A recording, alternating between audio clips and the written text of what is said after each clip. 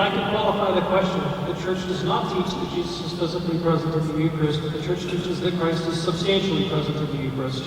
And the difference is substantive, right? It makes a difference because substance is not quantity, color, shape, smell. All of the accidents of physical presence are absent from the Eucharist.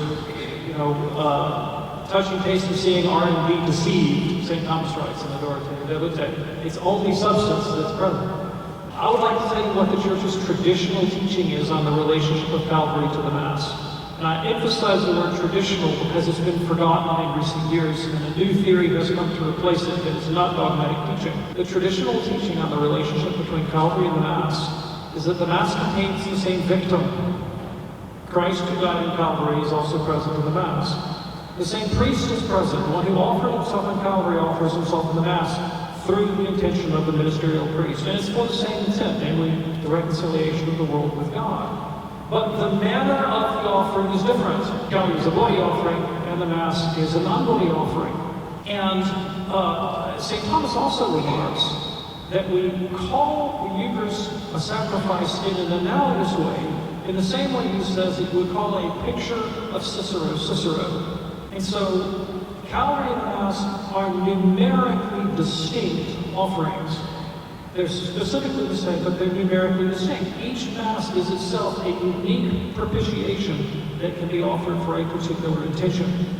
Right? That's the traditional teaching of the Church. Now, there's a new theory that has come in that suggests that Calvary and the Mass are numerically identical, and that by going to Mass, you somehow are mystically translated 2,000 years back in time and find yourself at the foot of the cross with the Marys, right?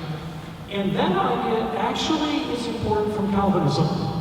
It's not a Catholic idea. It comes from the Reformed tradition, from the Protestant tradition.